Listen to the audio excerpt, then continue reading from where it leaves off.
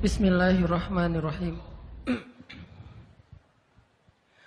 Assalamualaikum warahmatullahi wabarakatuh.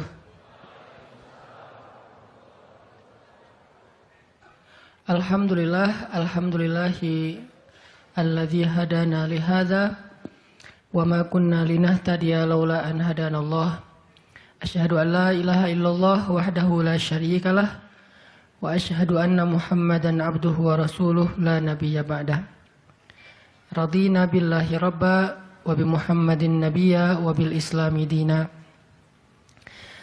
Teman-teman yang dirahmati Allah Subhanahu wa taala, kita malam ini bahas tentang keep happy. Gimana caranya biar kita selalu tenang menghadapi masalah? Biar tenang ketika kita tahu nilai kita kayaknya anjlok. Biar tenang pas kita tahu judul kita ditolak. Lamaran juga sama, di hari yang sama lah gitu. Pagi judul ditolak, malam lamaran ditolak. Selama Allah nggak nolak kita kan masih aman nih. Karena apa yang di sisi Allah lebih baik. Gimana caranya kita biar nggak panikan ketika ada masalah. Walaupun sedih, itu fitrah manusia sedih. Cuman ada yang sedihnya wajar, ada yang sedihnya sampai berlarut-larut atau putus asa. Bentuk keputusasaannya macam-macam. Ada yang putus asa dengan bunuh diri. Loncat dari jembatan, ternyata nggak meninggal. Gagal bunuh diri gitu kan. Ada yang putus asanya dengan cara ngelakuin perbuatan dosa. Kayak mencuri atau udahlah saya mah nggak mau peduli lagi dengan hal haram, yang penting saya ambil aja semua proyek gitu. Nah ini putus asa. Ada yang putus asa dengan nggak mau lagi bertaubat. Dia ngerasa aduh kayaknya saya nggak pernah nasuhan nih taubatnya. Taubat, ulangi lagi, taubat, ulangi lagi. Kenapa kita berputus asa minta ampun ke Allah, padahal Allah nggak pernah putus asa mengampuni kita, kan aneh nih. Allah tuh nggak pernah putus asa mengampuni kita, nggak pernah bosan menerima taubat kita. Allah nggak pernah bilang, lo datang ntar pasti besok buat lagi. Enggak. Padahal Allah maha tahu kita mungkin besok masih ngelakuin dosa yang sama. Asal kita datang, Allah langsung terima. Seolah-olah Allah tuh kayak husnuzon banget sama kita. Walaupun pastinya Allah tahu tentang apa yang akan kita lakukan di masa yang akan datang. Ini artinya kenapa seseorang jadi putus asa, jadi berhenti untuk mencoba, jadi tidak lagi berharap apa-apa, jadi pesimis, jadi tidak survive dalam masalah, jadi penuh khawatir menghadapi hidup. Ada masalah dikit kayaknya udah kiamat dunia, padahal kuota habis doang nih. Langsung, aduh kuota habis jam 11 malam. Biasanya kan jam 11 itu jam chatting tuh sampai jam 1. Atau jam 11 malam kuota habis, padahal tadinya pengen ngebangunin dia. Iya dia gitu kan. Jam 2. Gampang, pakai aja kuota doa. Ya Allah bangunkanlah dia. Tiba-tiba dia tetap bangun. Dia bangunin kita akhirnya. Ini bisa aja terjadi. Yang jelas gimana sih cara biar kita keep happy, tetap bahagia walaupun gak bisa jalan-jalan jauh. Tadinya pengen jalan sama teman-teman, ternyata duitnya gak cukup. Kita lihat teman-teman kerjanya traveling aja. Ke Lombok, ke Batu Karas. Kerjaannya keliling aja. Dan kita aduh pengen juga ngeliat pantai misalnya, ke gunung, touring sama teman-teman. Ternyata, tapi saya nggak punya motor, saya nggak punya uang, saya nggak punya waktu, dan seterusnya. Bisa nggak kita tetap bahagia seperti mereka, walaupun nggak ngerasain pengalaman-pengalaman asik seperti yang mereka rasain? Gimana caranya biar ketika kita sujud, itu sama nyamannya dengan ketika kita tidur di atas pangkuan istri? Belum ya? Gak tahu sih rasanya. Pokoknya tuh keren banget loh. Salah satu yang bikin saya kalau nggak bisa tidur itu, tipsnya adalah tidur di atas pangkuan istri. Langsung tidur. Cuman masalahnya susah bangun. Nah ini nih, gimana caranya kalau kita sujud rasanya senyaman itu? Gimana caranya? Bukankah kita selama ini mungkin, kita atau saya lah, pas sujud pengen cepat bangun. Gimana caranya sujud nggak bangun-bangun? Pas kita sujud, aduh pengen lama gitu sujudnya teh. Terutama kalau sholat sendiri. Kalau sholat jamaah memang nggak boleh. Kenapa? Karena hajat orang beda-beda. Nabi kalau sholat jamaah mah standar-standar aja. Tapi giliran sholat sendiri, itu sampai orang kewalahan ngikutin Nabi.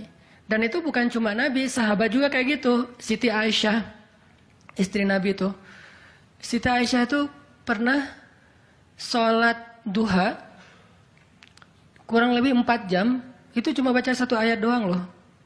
Famannallahu alaina wa waqana adzabas samum. Dia baca sendiri, agak keras karena dia di dalam rumah sendiri. Lewat seorang sahabat, lewatin rumah Aisyah mau ke pasar, mendengar, oh Aisyah lagi sholat. Famannallahu alaina wa waqana adzabas samum. Nangis. Akhirnya sahabat ini pergi ke pasar. Dia belanja segala macam, balik lewat lagi rumah Aisyah. Setelah kurang lebih 2 jam. Pas dia lewat lagi rumah Aisyah, dia masih mendengar Aisyah membaca kalimat Famannallahu alaina wa waqana adzabas samum. Nangis lagi. Jadi 1 rakaat dengan 1 ayat itu bisa 2 jam, 3 jam yang dilakukan oleh para sahabat. Kenapa kok betah banget? Sama kayak kita betah banget nonton film, betah banget dengerin musik kesukaan kita, diulang-ulang lagu yang sama kan ya? Mungkin 1 lagu itu durasinya sebutlah 2,5 menit, 2,5 menit. Tapi diulang-ulang bisa sampai setengah jam mendengar lagu yang sama. Bukan 1 album, 1 lagu. Kenapa kita betah? Nah gimana caranya? Kita juga dapat kebetahan kayak gitu ketika dengerin bacaan Al-Quran. Ketika kita membaca Al-Quran sendiri. Ketika kita sholat. Sampai ada istri Nabi sholat sambil ngikat badannya di dinding. Jadi dia bikin tali ke dinding gitu. Terus dia ikat badannya. Sehingga kalau dia udah gak kuat lagi, dia bersandar dengan ikatan tali di badannya. Saking lamanya berdiri sholat. Coba bayangin, berarti kan semalaman tuh. Kalau udah gak kuat, dia berdiri itu sambil badannya keikat di tali. Dan Nabi melihat itu menangis karena melihat kesungguh-sungguhan para sahabat dan sahabiat dalam beribadah kepada Allah. Dan itu bukan paksaan siapapun. Nabi gak pernah maksa kayak gitu. Mereka sendiri berinisiatif. Jadi tutorialnya dibikin sendiri gitu. Duh, saya sholat kalau malam-malam kayak gini jadi agak gak kuat. Atau saya lagi sakit nih, lagi lemes nih, lagi kurang makan. Ya udah deh, agar tetap bisa berdiri, dia ikat tali, dia ikat ke badannya, terus berdirinya kayak orang-orang setengah sadar gitu. Nah ini menunjukkan ada kenikmatan yang luar biasa yang mereka dapetin ketika mereka dekat dengan Allah Subhanahu Wa Taala. Gimana sih caranya biar kita bisa kayak gitu? Gimana caranya kita entertain kita itu adalah zikrullah. Boleh-boleh aja kita entertainnya nonton film, dengerin musik-musik yang positif. Entertain kita mungkin chatting, entertain kita mungkin update status, entertain kita mungkin kepoin mantan misalnya. Boleh-boleh aja selama masih wajar. Tapi bisa nggak entertain kita yang lain itu zikrullah. Dengan mengingat Allah kita jadi terhibur gitu. Dan itu entertain luar biasa pahalanya. Gimana caranya? Ini yang kita pengen belajar malam ini. Sehingga kita bisa tetap happy walaupun dalam keadaan tadi akhir bulan, dalam keadaan habis diputusin, dalam keadaan ditolak, dalam keadaan bingung, galau, segala macam termasuk habis pulsa. Tetap bisa happy. Pas telepon, pulsa Anda tidak mencukupi. Masya Allah. Gitu. Senyum gitu ya. Bukan, mana nih apa panik. Biasa aja. Nah ini kita perlu belajar. Saya juga merasa butuh mempelajari lagi gimana caranya biar bisa ngerasain itu. Dan nasihatnya bukan dari saya. Karena saya juga masih belajar, belum istiqomah amat nih. Tapi nasihatnya dari para ulama yang diambil dari ayat Al-Quran dan hadis-hadis Rasulullah SAW. Nah sebelumnya coba kita perhatiin dulu kisah tentang ketenangan dengan mengingat Allah tuh kayak gimana. Salah satunya ada di surat At-Taubah yang terkenal. A'udzu billahi minasy syaithanir rajim. Illa tansuruhu faqad nasarahu Allah. إذ أخرجه الذين كفروا ثاني اثنين إذ هما في الغار إذ يقول لصاحبه لا تحزن إن الله معنا فأنزل الله سكينته عليه وأيده بجنود لم تروها وجعل كلمة الذين كفروا السفلى وكلمة الله هي العليا والله عزيز حكيم. Kalau kalian tidak menolongnya, maka sungguh Allah akan menolongnya. Seperti ketika orang-orang kafir mengeluarkan dia dari kota Mekah pada saat dia menjadi salah satu di antara dua orang yang berdiam di dalam gua, yaitu gua Thur. Ketika ia berkata kepada sahabatnya, yaitu Abu Bakar, dia di sini siapa? Rasulullah SAW. Ketika dia berkata kepada sahabatnya, La tahzan, innallaha ma'ana. Janganlah kamu khawatir, bersedih, takut, itu sama. Sesungguhnya Allah bersama kita. Maka Allah Subhanahu wa taala menurunkan rasa ketenangan kepadanya dan menolongnya dengan tentara yang kalian tidak bisa melihat. Sehingga Allah menjadikan kalimat orang-orang kafir itu menjadi dikalahkan atau rendah, dan kalimat Allah adalah kalimat yang tinggi, dan Allah Maha Perkasa lagi Maha Bijaksana. Ini kan kata-kata yang paling populer ya, la tahzan innallaha ma'ana. Tips pertama kalau kita pengen bisa lebih tetap tenang, happy ketika kita dalam tekanan adalah kita tuh memang harus punya sahabat yang selalu mengingatkan kita kepada Allah Subhanahu wa taala. Sahabat yang mengingatkan kita kepada Allah. Ini yang terjadi kepada Abu Bakar As-Siddiq. Sekelas Abu Bakar yang imannya sampai ke derajat Siddiq, bukan cuma mukmin loh, Siddiqun. Kan ada mukmin, ada muttaqin, ada siddiqin. Ini udah derajatnya Siddiq. Arti Siddiq itu udah nggak ada lagi keraguan di hatinya. Udah nggak ada lagi masalah sedikit pun. Ketika orang-orang ragu, Abu Bakar tetap yakin. Salah satu kasusnya pas Nabi pulang Isra Mi'raj. Nabi bilang bahwa saya baru pulang dari Palestina dan baru naik ke langit semalam. Diberitakan ini kepada orang-orang kafir Quraisy, tapi orang-orang kafir Quraisy nggak percaya. Lalu ketika para sahabat-sahabat lain mendengar, mereka kayak ragu-ragu gitu, bener nggak ya, bener nggak ya? Lalu ketika ditanya kepada Abu Bakar, ya Abu Bakar, lihat tuh teman kamu makin gila aja. Emangnya kenapa, kata Abu Bakar? Dia ngaku-ngaku baru pulang dari dari Palestina. Dia ngaku-ngaku baru pulang dari langit. Katanya Isra dan Mi'raj semalaman, dalam waktu 1 malam. Lalu Abu Bakar bertanya, siapa yang bicara kayak gitu? Dia atau kalian? Kata mereka, Muhammad yang ngomong kayak gitu langsung kepada kami. Kata Abu Bakar, kalau Muhammad yang ngomong kayak gitu, maka benar. Dia nggak mau tanya gimana caranya, berapa lama waktunya, kapan, siapa yang membawa dia. Nggak nanya apapun. Kalau Muhammad yang ngomong, maka itu benar. Ini artinya siddiq, nggak banyak tanya, percaya banget. Kalau ayatnya kayak gitu, udah cukup. Kalau hadisnya kayak gitu, udah cukup. Kalau kata ulama kayak gitu, saya ikut. Nggak ada kenapa kayak gini dan seterusnya, nggak. Ini menunjukkan Abu Bakar itu orang yang sangat luar biasa imannya. Tapi dia tetap manusia.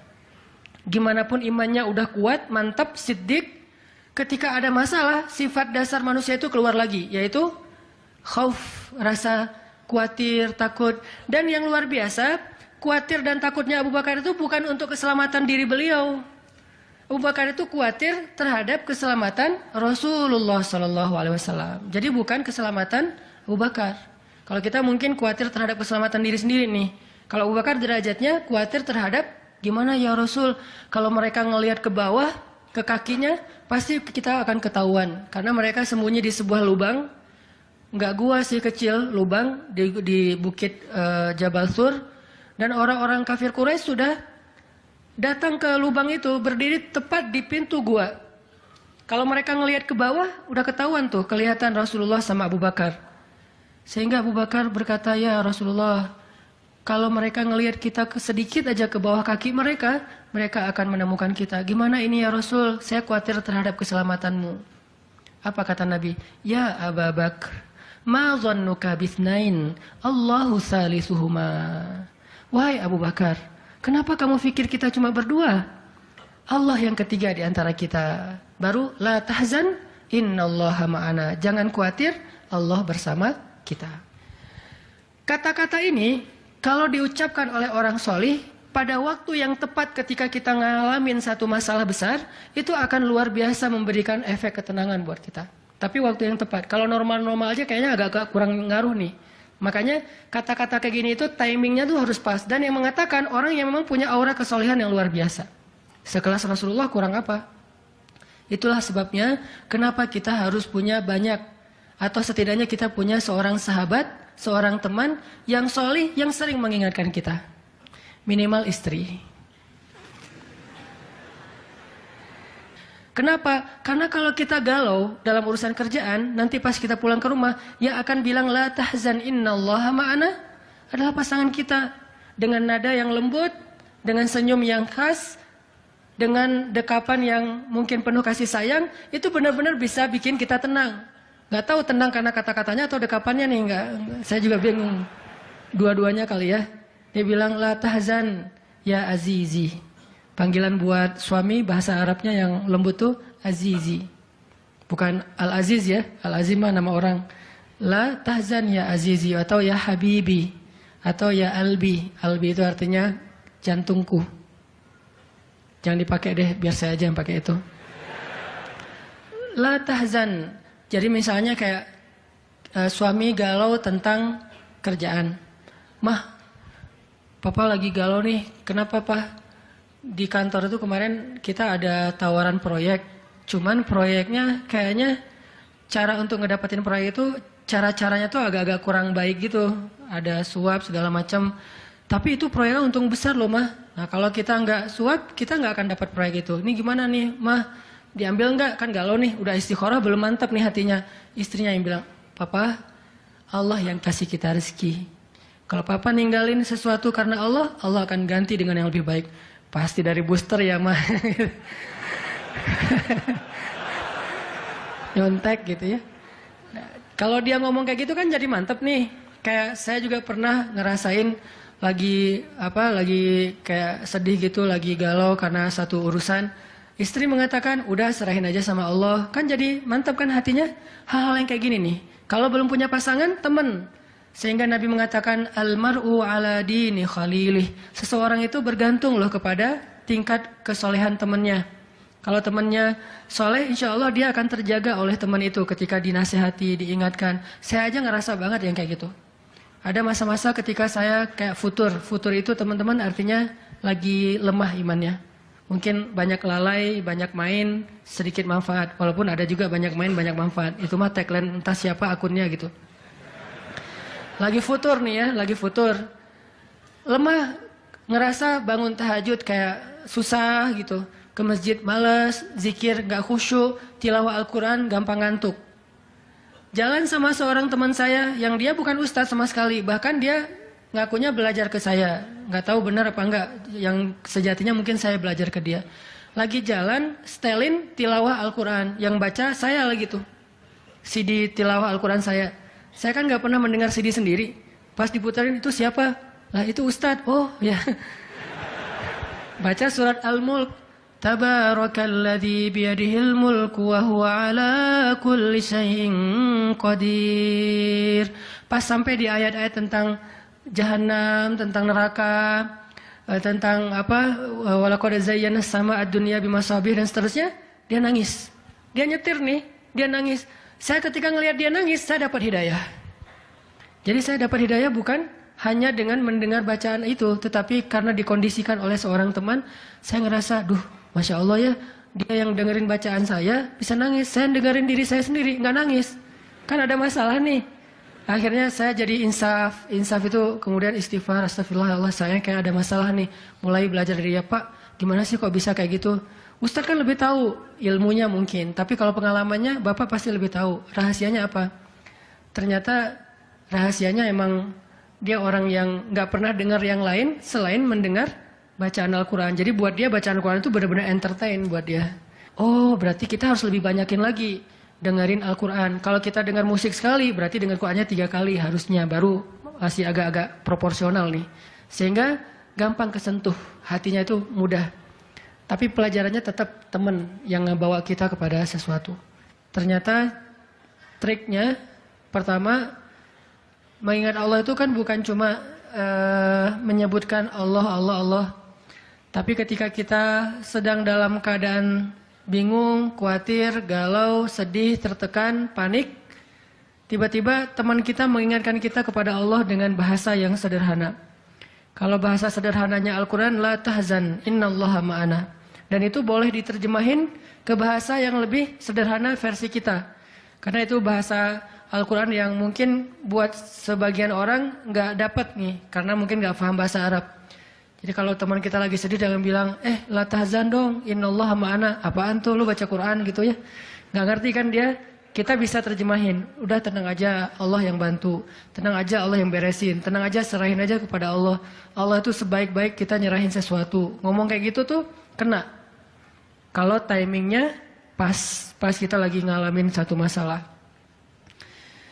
Terutama masalah-masalah kayak masalah rezeki itu paling bikin kita sering panik. Kehilangan sesuatu, ditipu orang, segala macam. Kita bilang, udah nggak apa-apa, nanti Allah ganti yang dengan yang lebih baik. Allah yang ganti gitu. Allah yang ganti. Tenang tuh jadinya. Karena kita sedang mengetuk kembali imannya di saat dia sedang butuh-butuhnya iman itu. Dan itu butuh teman yang bisa mengingatkan kita. Sehingga Nabi bilang, ciri-ciri teman yang baik itu adalah kalau kita ketemu dia bikin kita sering ingat Allah. Dia bikin kita sering ingat Allah. Coba teman-teman renungkan nih, coba dihitung-hitung. Kita kalau ketemu teman ngomongin dunia berapa sering? Terus ngomongin Allah berapa sering? Kan jarang banget kita ketemu teman ngomongin tentang Allah kan? Dan kayaknya nggak tahu juga bahannya mau ngomongin apa tentang Allah. Kita ngomongin tentang Allah yuk. Ngomongin tentang Allah, apaan tuh? Kan bingung dia tuh. Maksud lo qul huwallahu ahad gitu. Atau ayat kursi. Berarti kita belum terbiasa bicara tentang Allah. Nah ini yang harus kita coba latih pelan-pelan nih. Kita lihai banget nih. Bisa smooth banget masuk ke tema tentang dunia. Bisa ganti-ganti topik. Dan semuanya tentang dunia. Tentang kuliner, tentang kerjaan, tentang jodoh, tentang kuliah, tentang pendidikan, tentang apapun. Tentang teman. Bisa dengan mudah dan seru gitu ngomongin tentang dunia teh. Dan itu bukan sesuatu yang dilarang memang. Cuman kok nggak seimbang kita ngomongin tentang Allah Subhanahu Wa Taala? Coba kita belajar cari teman yang udah sefrekuensi dulu. Arti sefrekuensi bukan sama-sama udah baik, sama-sama udah niat pengen memperbaiki diri, sama-sama udah punya tekad kita pengen hijrah nih. Lagi-lagi bukan merasa diri kita lebih baik dari orang lain, tapi yang udah sefaham supaya nggak banyak perdebatan. Ajak dia ngobrol tentang Allah pelan-pelan dan secara bertahap, gak bisa langsung ngejos. Gak bisa langsung, coba lo sebutin rububiyah, asma Allah yang 99 apa aja. Itu mah cerdas cermat ya. Tapi kita ngomongin Allah tuh baik banget loh, kemarin gini. Allah aja yang diomongin. Sehari minimal kita ngomongin Allah itu sekali deh. Dan sekali itu jadi obrolan, bukan cuma mention doang ya, tapi obrolan gitu. Jadi diskusi, sekali aja sehari, dan gak harus lama, mungkin cuma 5 menit. Kalau kita gak bisa ngelakuin itu secara spontan, gak apa-apa di setting. Kita ketemu sama teman kita bikin kayak program gitu, kita kalau ketemu pokoknya harus sekali sehari ngomongin tentang kebesaran Allah. Coba digituin.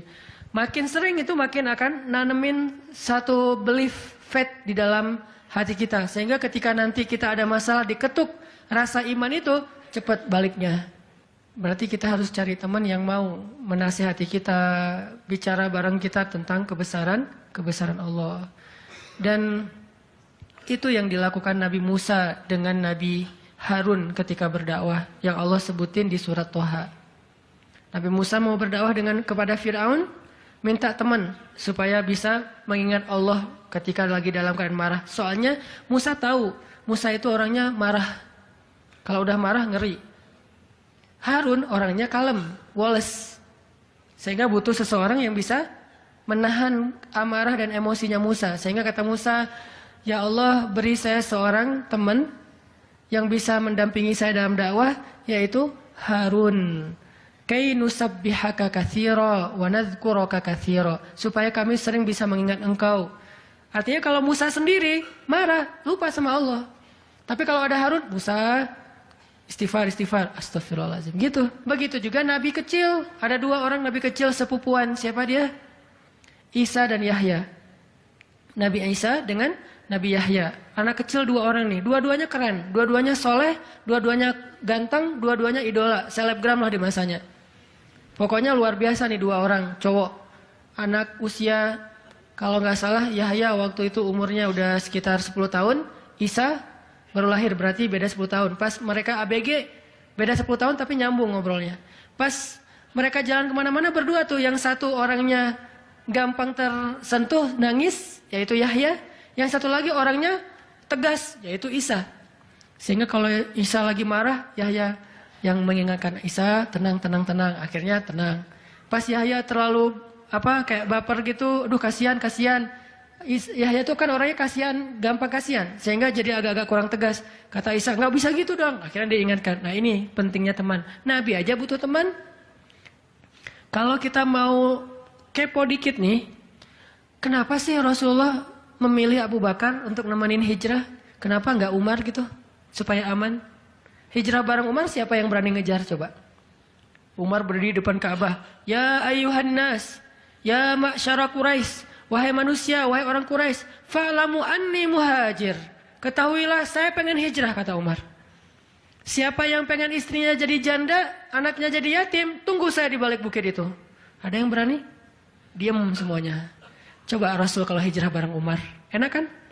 Wahai orang-orang Quraisy, wahai manusia, saya sama Rasul nih mau hijrah. Siapa yang berani nunggu saya di balik bukit itu? Kalau enggak dia akan hilang kepalanya. Enggak ada yang berani kan? Kenapa Rasulullah milih orang yang lemah seperti Abu Bakar? Udah kurus, lemah, dan kaumnya kabilah yang lemah, Bani Taim. Bani Taim itu lemah kabilahnya, enggak seperti kabilahnya Umar bin Khattab. Kenapa bukan Umar? Kenapa bukan Hamzah? Hamzah itu pemanahnya para sahabat, pemanahnya orang-orang Mekah. Dan juga nggak ada yang berani sama Hamzah. Hamzah mukul Abu Jahal di depan orang banyak, nggak ada yang berani balas. Ketika Abu Jahal mukulin Rasul lagi sholat depan Ka'bah, Nabi lagi sholat digebukin sama Abu Jahal. Dibelain sama Abu Bakar ikut digebukin. Akhirnya wajah Abu Bakar itu nggak dikenali lagi, saking babak belur. Itu digebukin sama Abu Jahal dan teman-temannya. Ketika Hamzah dengar berita itu, langsung Hamzah pergi ke tempat orang-orang ngumpul, dicari mana Abu Jahal, dipukulin sama Hamzah sekuat-kuatnya sampai berdarah-darah Abu Jahal, tapi orang Quraisy nggak ada yang berani balas. Saking terpandangnya Hamzah. Kenapa nggak dengan Hamzah, pamannya sendiri? Atau kenapa nggak dengan Utsman gitu, yang kaya raya, yang bisa memberikan fasilitas VIP untuk Rasulullah, naik mobilnya Alphard, gitu, nyaman hijrah. Kenapa Abu Bakar yang udah jatuh miskin, fisiknya lemah, kabilahnya tidak dipandang? Kenapa? Karena Abu Bakar itu yang paling solih di antara semua sahabat. Jadi pilihannya kesolihan, bukan kekuatan fisik. Kenapa? Kesolihan itu bisa menutupi kekuatan fisik yang kurang. Kenapa? Allah yang maha kuat. Kesolihan bisa menutupi kurangnya harta, Allah yang maha kaya. Kesolihan bisa menutupi kekurangan dari dukungan kabilah. Allah lebih banyak lagi dukungan dari langit dan bumi. Yang dicari oleh Rasulullah itu adalah teman yang soleh. Ya Abu Bakar, temani saya hijrah. Siap ya Rasulullah. Hasilnya apa? Dikejar-kejar sama orang Quraisy karena mereka nggak takut dengan Abu Bakar. Tapi ketika mereka mau ketemu dengan Rasulullah dan Abu Bakar di dalam gua, Allah palingkan wajah mereka dari melihat ke bawah kaki mereka. Allah punya banyak cara. Ada ulama yang bilang bukan cuma dipalingkan, tapi tiba-tiba merpati bikin sarang di situ laba-laba. Walaupun ada perdebatan di antara ulama ini hadisnya sahih atau enggak. Yang jelas, yang pasti nih Allah melindungi mereka dengan banyak cara sehingga nggak bisa ditangkap. Allah yang bertindak. Jadi butuh teman yang soleh. Walaupun nanti kenyataannya teman yang soleh ini malah ditenangkan oleh Rasulullah, bukan Rasulullah ditenangkan oleh dia gitu. Kan nyari teman yang soleh biar bisa menenangkan nih. Ternyata pas ada masalah, Rasul gimana? La tahzan, innallaha ma'ana, tenang, udah beres. Bisa nggak kita coba latihan ini? Kalau kita berteman dengan seseorang, niat kita pengen saling mengingatkan. Wa tawasau bil haq, yaitu mengingatkan tentang Allah. Wa tawasau bis shawab, Itu kayak gitu tuh ayatnya. Pertama hak dulu, kedua sabar. Kalau nasihatnya udah benar, insya Allah sabar. Jadi kalau kita pengen menasihati teman kita atau dinasihati oleh teman kita supaya lebih kuat, bisa tough, bisa survive dalam masalah, minta dia menasihati kita al-haq. Dan siapa al-haq? Allah Subhanahu wa taala. Wa tawasau bil haq artinya saling menasihati dengan nama Allah. Udah serahin aja sama Allah. Allah itu maha ini sebutin dengan bahasa sederhana. Langsung sabar jadinya. Langsung lebih kuat, lebih tenang. Itu yang pertama teman-teman. Kita sering berteman dengan orang yang insya Allah dia yakin sama Allah lebih kuat daripada kita. Imannya lebih mantap daripada kita. Yang kedua, gimana caranya biar kalau kita menyebut nama Allah, kalau kita sholat, kalau kita berzikir itu jadi lebih tenang gitu, lebih happy. Karena sebetulnya orang mukmin itu bahagianya itu ada di dalam hati. Kalau bahasa Ibnu Taimiyah, surgaku itu di sini. Surga orang mukmin itu di hati. Surga kita itu bukan rumah, surga kita itu bukan mobil, surga kita itu bukan pekerjaan, surga kita itu bukan tempat jalan-jalan, tapi semua itu kebaikan, kesenangan. Cuman surga kita ada di sini. Dan ini kita bawa kemana-mana. Jadi nggak susah menemukan surga teh. Aduh, bete nih kenapa nggak bisa jalan? Bete nih kenapa nggak bisa nonton? Bete nih kenapa nggak bisa nyaman di rumah? Bete nih kenapa? Gampang bete karena surga kita bertempat di sesuatu tempat yang sulit untuk kita jangkau. Harusnya itu jadi hiburan buat kita, bukan surga. Sedangkan surga memang adanya di hati. Ada masalah, Allah lebih kuasa, makhluk tidak kuasa. Ada masalah, kita bilang, Allah maha besar, masalah saya kecil dibandingkan Allah. Kalau dibandingkan kita, mungkin kita lebih kecil daripada masalah. Tapi dibandingkan Allah kita, Allah lebih besar. Allahu Akbar. Kita belajar Allah yang maha memelihara. Kita kan dipelihara Allah, terus ngapain kita khawatir? Kalau gitu nggak usah ikhtiar, Ustaz. Ikhtiar, tapi jangan libatkan hati. Ikhtiar itu pakai tangan, pakai kaki, pakai tenaga fisik. Hati nggak perlu berikhtiar. Hati itu bertawakal. Fisik kita berikhtiar, hati kita bertawakal. Jangan sampai hati kita ikut ikhtiar, ini bahaya nih. Kalau hati kita ikut ikhtiar, berarti kita lebih percaya kepada makhluk daripada Allah. Nanti akan mentok, kalau udah mentok putus asa, itu penyebabnya. Gara-gara hatinya baper dengan ikhtiar. Ketika jalan-jalan ikhtiar itu tertutup, hati kita jadi give up. Nyerah aja deh. Sedangkan kalau hati kita nggak ikhtiar, dia cuma tawakal. Jalan tertutup, dia masih bilang, Allah maha kuasa. Ala kulli syai'in qadir. Segala sesuatu Allah maha bisa. Nggak mungkin nggak bisa. Tetap. Makanya jangan ikhtiar pakai hati. Ikhtiar pakai tenaga. Hati tawakal babnya. Sehingga tawakal itu amal hati. Ikhtiar itu amal fisik. Kan dalam Islam itu ada amal batin, ada amal zahir ya. Amal batin hati. Amal zahir fisik kita. Ikhtiar amal zahir. Jangan dicampur dengan amal batin. Coba teman-teman buka deh surat Hud, surat 11. Kalau ragu tentang rezeki baca nih ayat nih. Surat 11, surat Hud ayat 6. Wa ma min dabbatin fil ardi illa 'ala Allahi rizquha wa ya'lamu mustaqarraha wa mustawda'aha. Kullun fi kitabim mubin. Tidak ada satu hewan melata pun di muka bumi kecuali Allah menjamin rezekinya. Ini amalan hati nih. Ini ayat untuk menguatkan hati kita, bukan menguatkan fisik. Tapi biasanya hati kalau udah kuat, fisik ke bawah. Kan kata Nabi kalau hatinya baik, yang lain ikut baik. Kalau hatinya buruk, yang lain ikut buruk. Jadi kalau hatinya udah give up, pasti fisiknya jadi lemah. Kalau hatinya tough dan masih punya belief ke Allah, masih punya harapan, maka fisiknya juga akan kuat. Wa ma min dabbatin fil ardi illa 'ala Allahi rizquha wa ya'lamu mustaqarraha wa mustawda'aha. Allah tahu di mana rezeki kita disimpan. Allah tahu kemana kita akan membelanjakan rezeki itu. Semuanya tertulis di dalam kitab yang jelas. Allah yang tahu. Allah yang menjamin. Nggak ada yang nggak dijamin rezekinya. Makanya saya pernah cerita tuh dulu.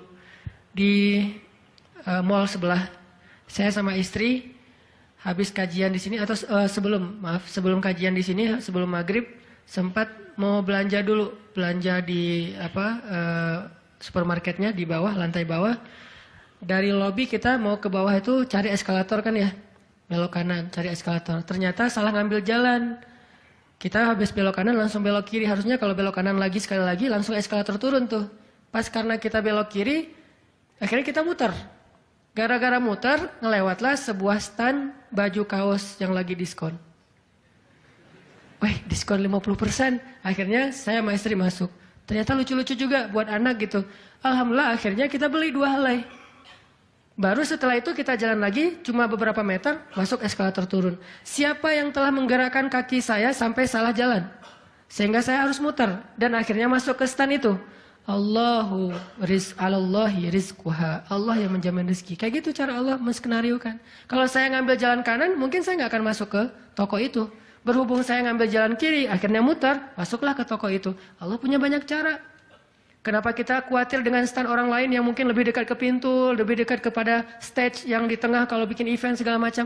Kenapa? Kita udah ikhtiar, dapatnya cuma ini. Kayak lagi ada event, kayak festival gitu, kayak ada bazar, kita punya banyak stand. Stand kuliner kita paling pojok, dekat toilet. Stand kuliner teman-teman kita tuh paling depan. Dan di situ stage banyak acara tausiah segala macam. Oh, kayaknya di situ lebih laku. Belum tentu juga.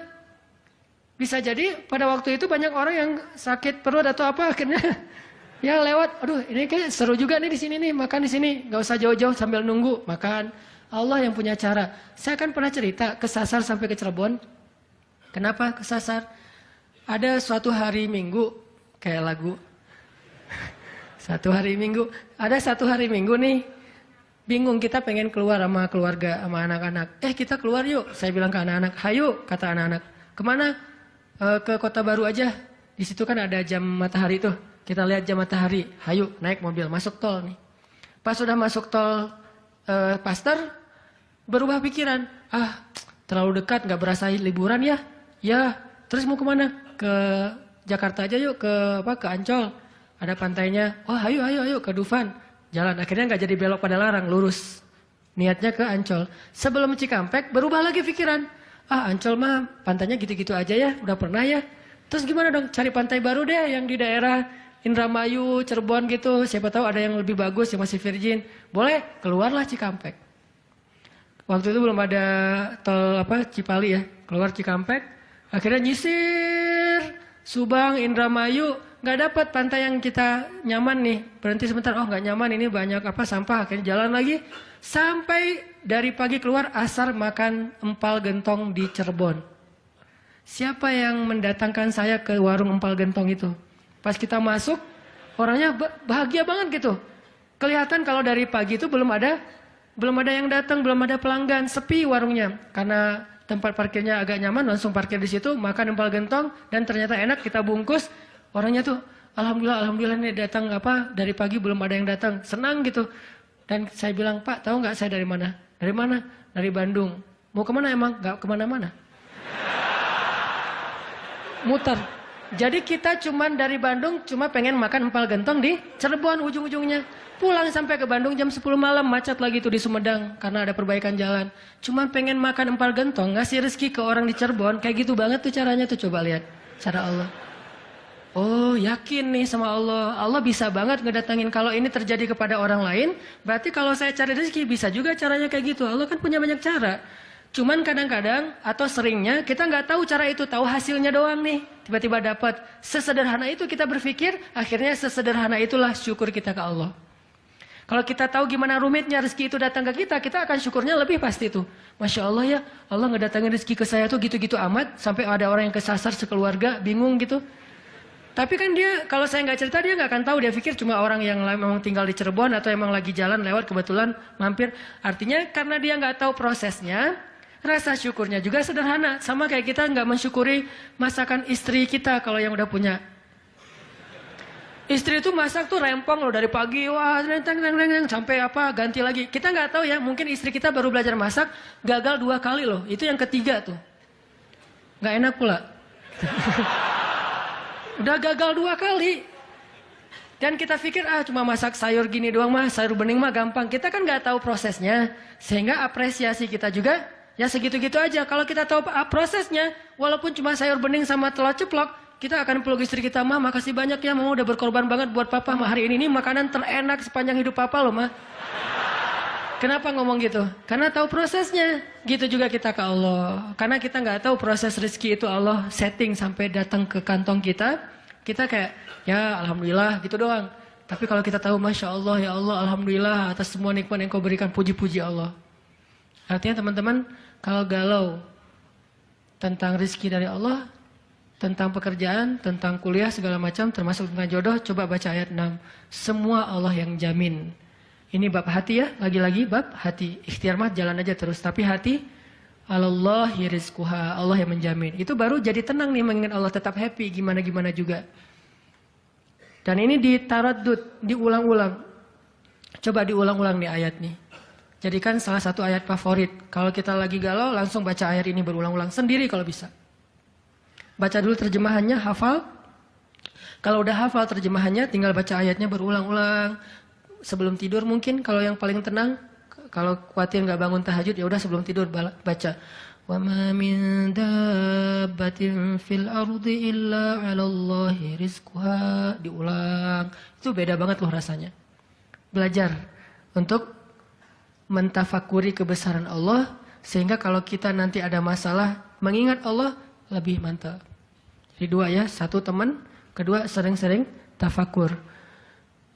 Wa yatafakkaruna fi khalqis samawati wal ard. Tafakkur. Dan sebetulnya teman-teman ya, kalau kita mau lebih persis nih, sholat duha itu ya, emang sholat tafakkur sebetulnya.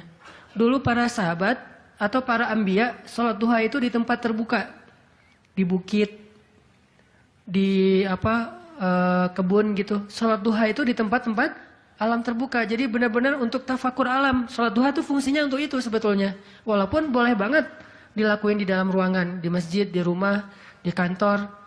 Boleh banget di kampus. Tapi kalau kita ada kesempatan sesekali, coba deh. Sengaja ngapain touring ke atas misalnya, ke Lembang, pengen duha. Dan duduk sendiri, jangan berjamaah. Bukan gak boleh, boleh aja sholat sunnah berjamaah. Cuman kali ini kita pengen menyendiri aja berdoa sama Allah. Duduk. Ngomong sama Allah, ya Allah, jangan biarkan saya berputus harapan kepada Engkau. Jangan biarkan saya berputus asa dari rahmat-Mu. Bimbing hati saya, ya Allah, tolong saya dalam masalah ini. Engkau maha kuasa. Siapa lagi yang bisa nolong saya selain Engkau? Ngomong kayak gitu sama Allah. Yang romantis, yang akrab gitu. Jangan sampai kita ngomong ke Allah tuh kayak orang gak kenal. Cuman copy paste, Rabbana atina fid dunya hasanah fil akhirati hasanah wa qina azabannar. Amin. Dah, kayak enggak kenal gitu. Ngomong sama Allah itu akrab, ngomong ya Allah, gimana nih? Saya ada masalah kayak gini, curhat sama Allah. Itu beda loh. Kalau itu kita coba praktekin, saya yakin asal sesuai dengan cara-cara tadi tuh, sendiri, alam terbuka, curhat sama Allah, ingat kebesaran-kebesaran Allah, insyaallah bizikrillah tatmainnul qulub, tenang banget tuh hati. Saya kadang-kadang mempraktekkan itu walaupun nggak di alam terbuka banget, tapi minimal mencoba untuk menyendiri gitu. Rasulullah kalau lagi ada masalah sama keluarganya menyendiri di masjid kan, duduk di mihrab berzikir kepada Allah, ya Allah, ya Allah, Engkau lah yang maha penyabar, saya tidak sabar. Terus curhat sama Allah, kayak anak pulang curhat sama ibu, gimana rasanya? Kan tenang kan? Kayak kita curhat sama teman pasti beda. Cuma emang yang paling indah curhat sama ibu atau sama ibunya anak-anak. Itu beda banget tuh. Nah harusnya kita curhatnya ke Allah kayak gitu tuh. Tapi jangan bilang mah, tapi angkat tangan salah, bukan mah, ya Allah gitu. Allah dipanggil mah, jangan. Karena terlalu menjiwai pengen punya ya. Sadanan mah ngebully wae. Tapi benar loh teman-teman, saya tuh membuktikan kata Allah setengah agama itu benar. Agama itu rasanya hati kita itu kayak belum sempurna sebelum ada Dia. Jadi gimana pun solehnya tuh kayak ada yang kurang gitu. Apa ya yang kurangnya di hati saya ya? Apa ya? Ternyata namanya belum tertulis, nggak jelas juga namanya siapa gitu. Kalau udah ada itu beda banget. Curhat, ngobrol, jalan, dan kalau dia orangnya soleh, pas lagi galau dia yang langsung mengingatkan kita. Kalau perlu dia yang membangunkan kita. Tahajud berdua yuk. Hayu, tahajud berdua. Jangan panjang-panjang ya baca ayatnya. Ya siaplah. Kalau dia request kan siap ya. Bacanya jangan panjang-panjang. Kalau teman-teman yang request, kalian mah juga baju hijrah aja udah kayak gitu. Lihat nih gua nih salat tahajud nih 15 juz. Luar biasa ya. Kalau istri biasanya lebih kasih sayang. Kasihan nih istri saya seharian capek nungguin sambil tidur-tiduran gitu. Nonton TV gitu, capek dia, kasihan seharian nonton TV teh. Itu teman-teman, mudah-mudahan kita bisa ngambil 2 trik tadi, cara biar lebih tenang, happy. Kalau mengingat Allah, 1, memang butuh teman yang mengingatkan kita, bukan kita ingat sendiri. Yang kedua, banyak-banyak membaca, mentafakuri, mikirin tentang Allah itu emang maha kuasa. Salah satu materinya surat Hud ayat 6 tadi tuh. Makin kita yakin sama Allah, begitu kita ingat Allah, itu makin lebih ngaruh ke hati kita. Tapi kalau kita nyebut nama Allah nggak yakin, cuma insya Allah, ya Allah, subhanallah, masya Allah, nggak ngaruh. Cuman zikir doang, cuman lisan, tapi tidak sampai ke hati. Tapi tidak sampai ke hati. Tapi tidak sampai ke hati. Tapi tidak sampai ke hati.